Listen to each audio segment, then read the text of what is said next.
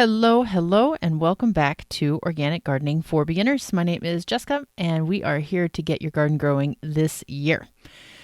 Last week, we talked about seed starting in bulk so that you can really save seed starting space and a whole lot of money on getting your garden going.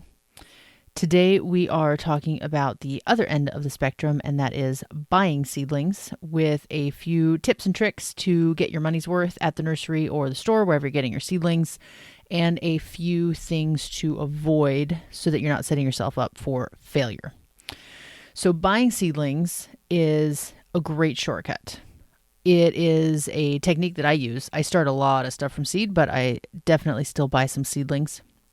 Not all seedlings are worth the money, which is part of what we're going to talk about. And sometimes grabbing the biggest seedling or transplant that you can find is not always the best route to go. So I'm going to walk you through what to look for, what to avoid, some of the seedlings that are not worth spending your money on, and how to transition them to your garden so that you don't get them home and they slowly or quickly die and you have to go buy them again. So let's talk about where you're going to shop for your seedlings. And I think obviously the easiest, most convenient place is something like Home Depot or Walmart or Lowe's, or maybe, your local hardware store, Ace, stuff like that. And those are awesome options. It's convenient. It's easy. There are typically a lot of really common plants like tomatoes and beans and lettuces and spinach and stuff like that. One of the downsides of getting seedlings from a big box store is that there are straight varieties at every single Home Depot across the United States. It doesn't matter if you're in Maine, California, Texas, Washington. Chances are, of course, I haven't been to all of these Home Depots, so I guess I shouldn't make a sweeping statement like that.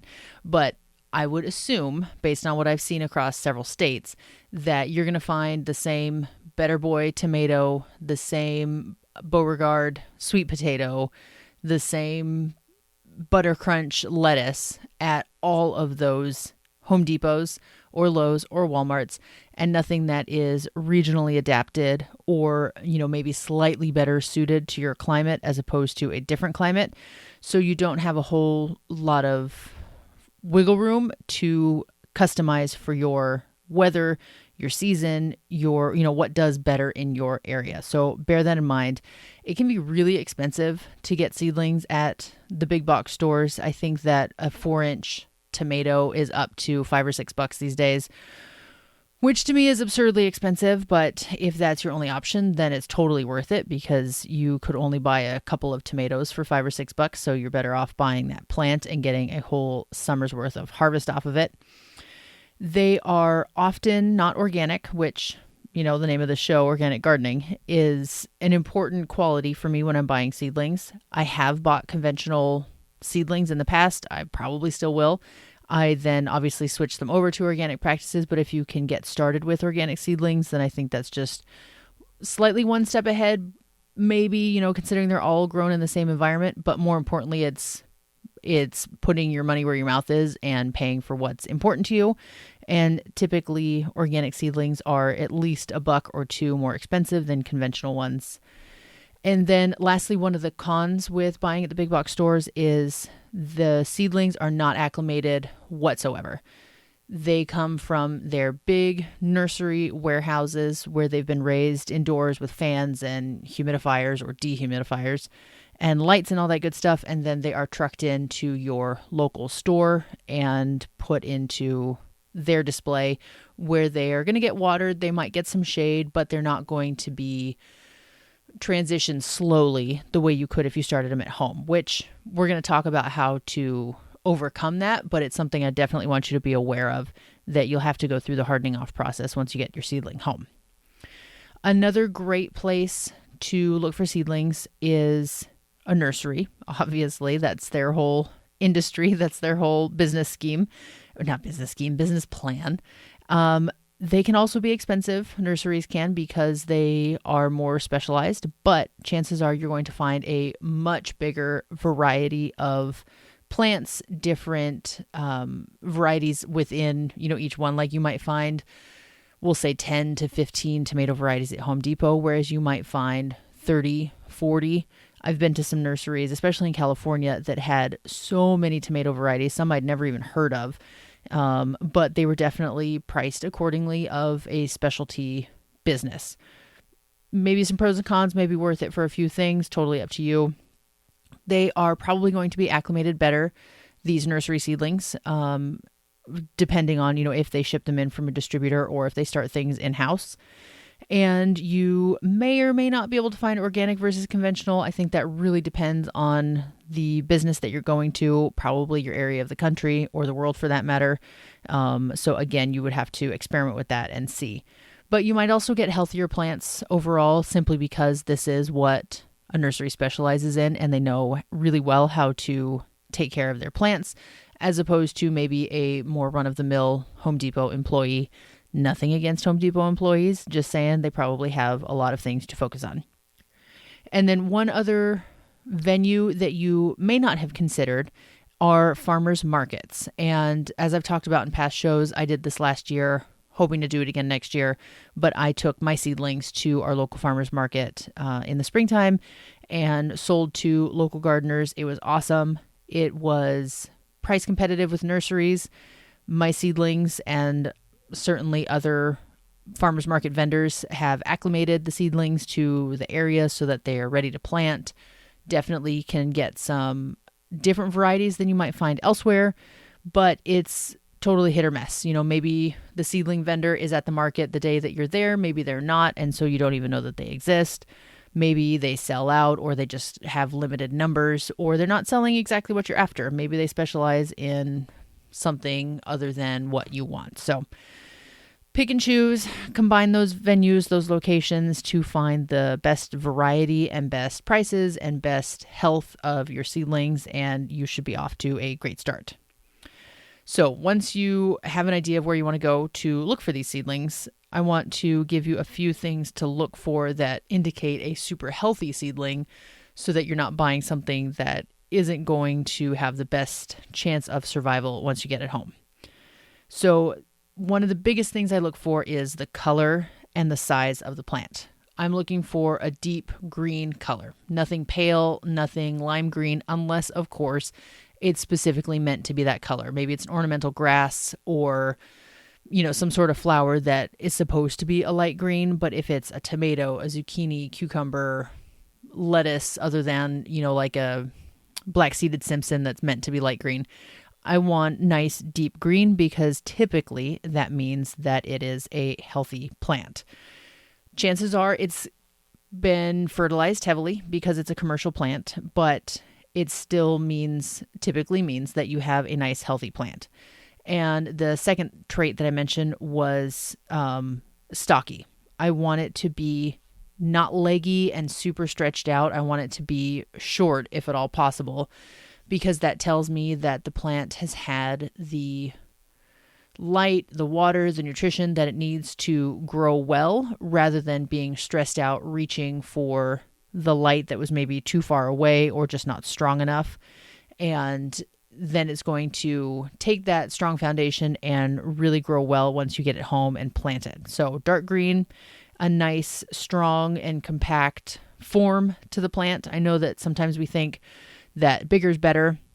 And if I'm buying, a tomato plant, that if it's 10 inches tall, that's better than a 5-inch tall tomato plant. But that is not usually the case. Of course, as always, there are exceptions. And it certainly depends on what pot size you're buying. So if you're getting a 4-inch tomato plant that is 5 inches, the plant is 5 inches. That's relatively size appropriate for the pot size. But if you are specifically buying a larger pot with a more established tomato in there, then it's going to be bigger, of course. So, as always, use your common sense and use your judgment on that. But just if it looks stretched out, sad, pass on it, because then you're just going to have to baby it back to health once you get it home, and you're going to lose time when it could be growing, and instead it's recovering and it's just totally not worth it. And then here's another thing that people usually fall for is going for something that's already in bloom or has flowers or fruit set on it. This is definitely a plant to avoid unless it's your only option. Then go for it and take your chances. People get really excited when they see that same little 5-inch tomato plant with yellow flowers on it because they think, oh, sweet, I'm going to get a tomato that much sooner.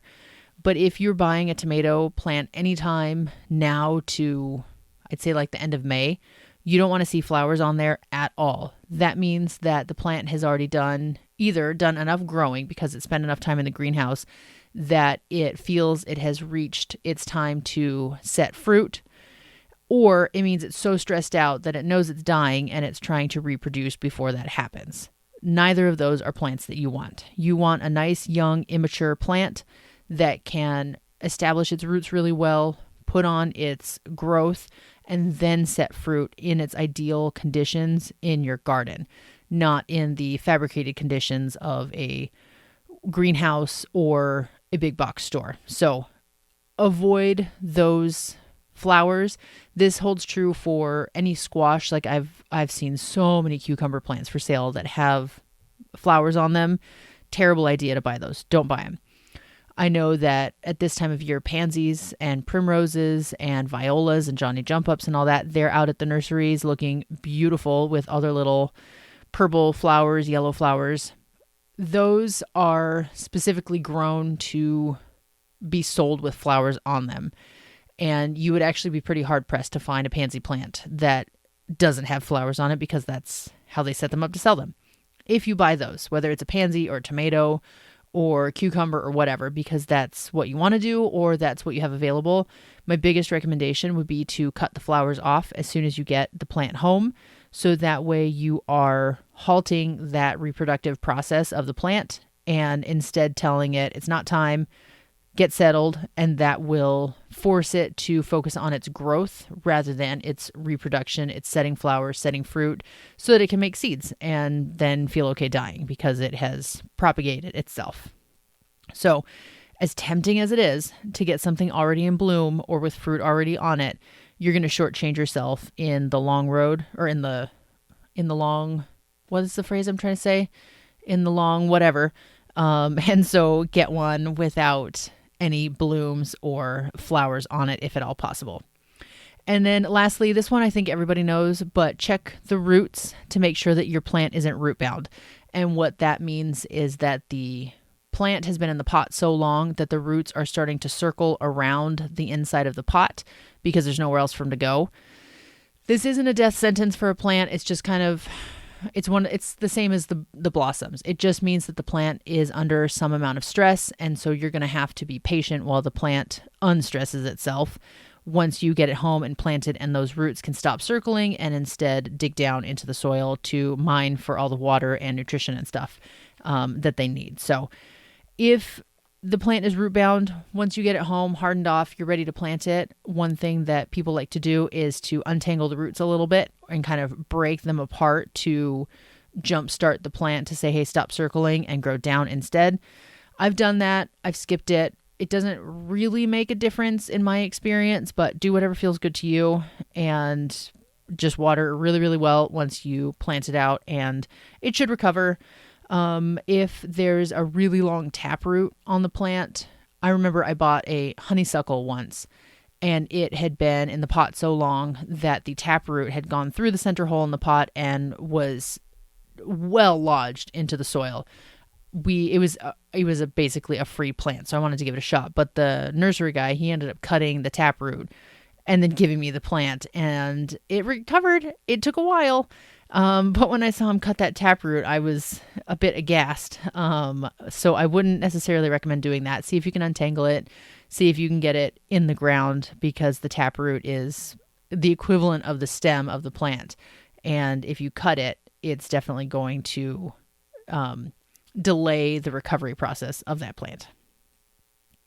Okay, so this is what you want to look for. A nice deep green, stocky, compact, well-leafed out plant that doesn't have flowers, fruit set, or blossoms on it yet. You want to look for healthy roots. And I almost forgot to mention, usually a single plant is a better idea rather than a whole bunch crowded into a pot, for the reason that you're going to have to separate those all out or deal with overcrowding once you get it into your garden.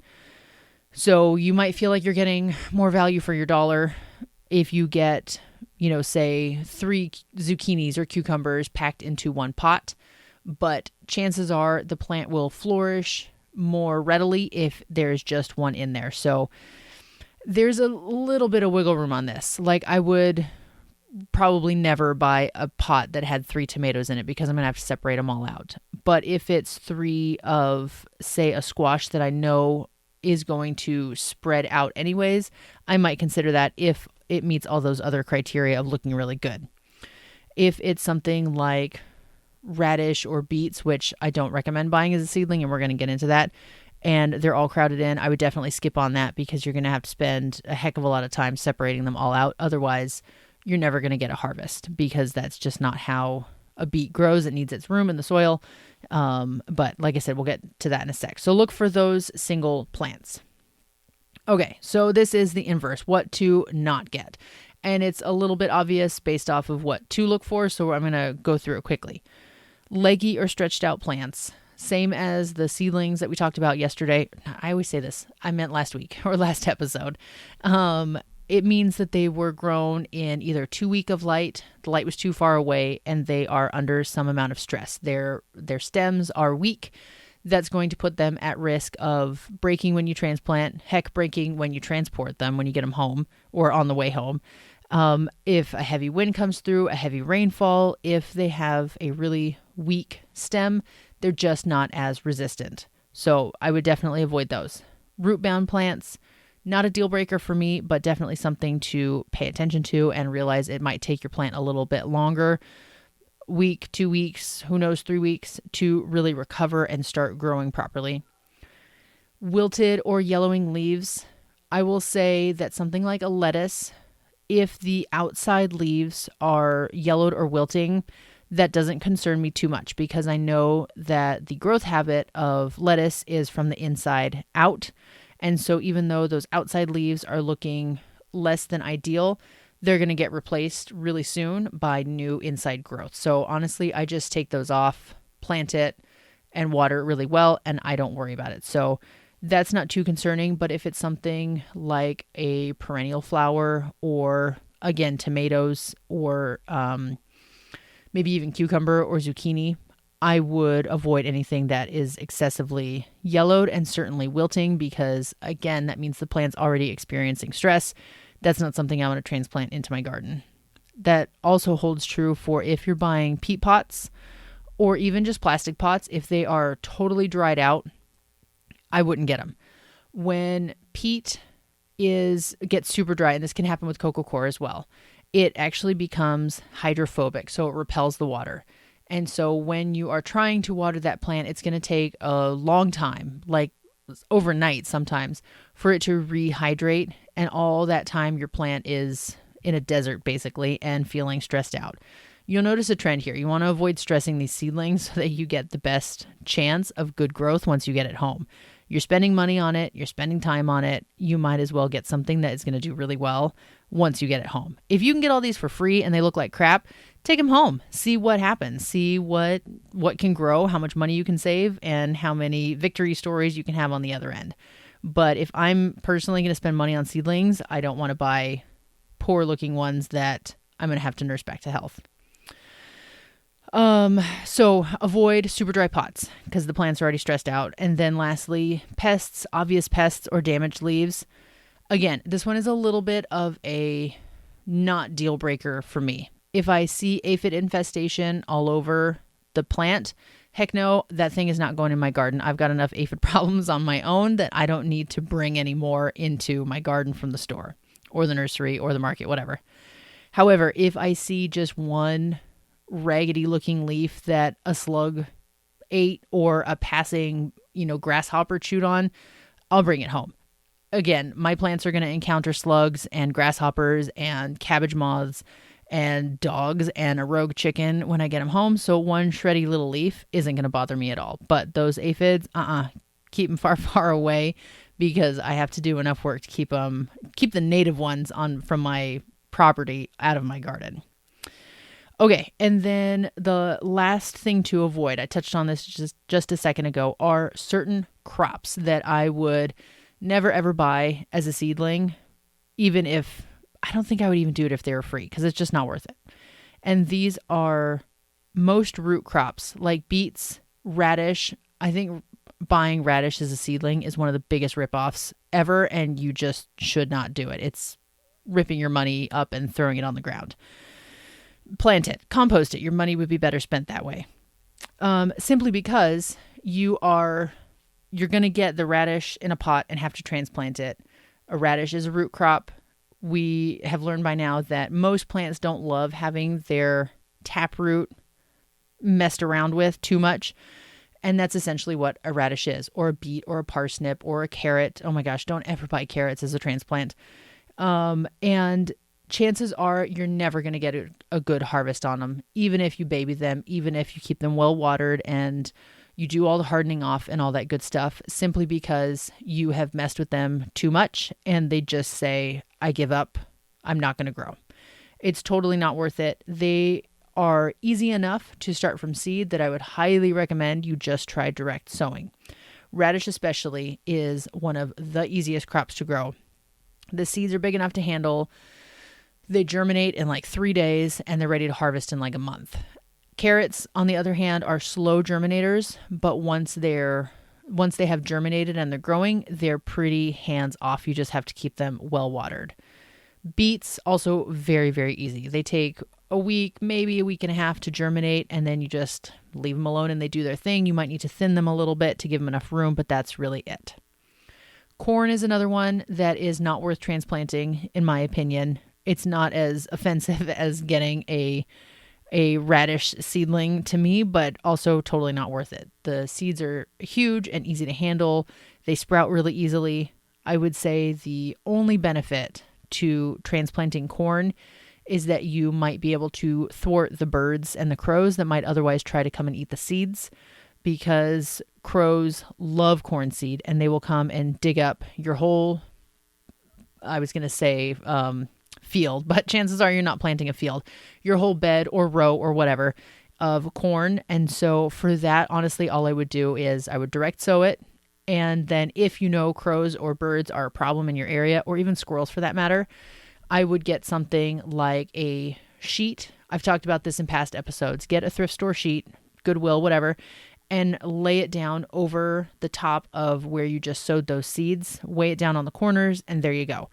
You can water right through it and then check underneath every single day. And as soon as you see the seeds starting to germinate, take that sheet off so that not only are you not squashing them and, making them really struggle to germinate, but then they get the full force of the light and it will trigger everybody else to start germinating all around the same time. By everybody else, I mean the other seeds. I'm anthropomorphizing, I think that's the word, my seeds here. And then lastly, peas and beans, I also don't recommend buying as transplants, simply because, like the corn, they're so easy to start from seed. It's so cheap. You don't have to deal with untangling roots or transplant shock or anything like that. Just put those in the ground. Same rule goes as with the corn. If birds, squirrels, dogs, cats, whatever are an issue, use a bed sheet. If you don't have a bed sheet that you want to sacrifice to the garden, you could put chicken netting down or like chicken wire, but that stuff is pretty clumsy to deal with and it's pokey on the ends and I don't love using it in that method, but you could if you have some laying around. Maybe you have burlap, or you could cut open, say you have like paper dog food bags, not the plastic ones. I wouldn't really recommend that, but you could cut those open and lay them down kind of like a big brown paper bag. Anything you can think of to provide a barrier to the seeds if it's an issue, whatever the pest is in your area, to avoid access to the seeds. Okay, so you know what to look for. You know what not to waste your money on, what not to look for. And now once you have your seedlings, I want to give you a few tips for getting them home and getting them transitioned into your microclimate of your yard, your garden, so that they have the best chance. And here we're going to return to the idea of hardening off. I've talked about this in past episodes. I've definitely talked about it in the last couple of most recent episodes, but in a nutshell, hardening off means acclimating your seedlings from the environment that they were started in to the environment they're going to continue growing in. So picture a greenhouse or your kitchen counter or your seed starting setup in your basement. Chances are you have readily accessible light. You've got relatively low wind. Maybe you have a fan going, but certainly nothing like what you would encounter outside. And you have relatively stable temperatures. The inside of our home, and certainly not a greenhouse, is not swinging from 40-degree overnight temperatures to 70-degree daytime temperatures, at least not my house. 40 degrees is a bit cold, even though I'm cheap and I don't turn the heat on. And so if you take your seedling from that environment where it's, say 70 degrees night and day and 16 hours of daylight because they're under artificial lights, and then you throw them out in your garden where they're getting that temperature swing and maybe they're only getting 12 hours of sunlight because that's what the sun is doing right now, or, 10 hours if it's a different time of year, they're going to struggle to adapt initially. Again, hardening off is something that will help your plants do really well. Sometimes if you skip it, it will kill your plant. Most times it won't. It's just going to set them back a little bit. So to harden off, you're going to do a slow introduction into your natural environment. I realize I said this was in a nutshell, but here I am explaining 5 minutes long. Take a few days, get your seedling, put them in a shady area where they're not exposed to the really strong sunlight. And then maybe take them in if it's still going to be cold at night. The next day, leave them out a little bit longer in that dappled shade. Maybe they get some sunlight exposure. Maybe it's a little bit warmer at night, so you leave them out. And then on and on over anywhere from 3 to 7 days. I never do 7 days because I'm way too impatient. I would say 4 to 5 days is a great compromise of just slowly upping the introduction to outside temperature, outside sunlight, outside wind, et cetera, so that way your plant has been acclimated before you actually put it in the dirt, because that's going to be another shock to it. Whatever you're buying, whether it's a perennial flower, an herb, a veggie, doesn't matter. They've got their nice, ideal seed starting mix, potting soil mix in their little pot, and then they're going to get put into whatever soil you're using. It might be cold, it might be waterlogged, it might be dry, it might be sandier than they're used to. A million different combinations of things. And when the roots encounter that, it's going to be like, oh, this is new. And again, not going to kill them, but just something else to think about. So we want to ease that transition as much as we can, and doing it with the weather and the sunlight is one way to do that. Oops, I just hit something with my hand. Sorry.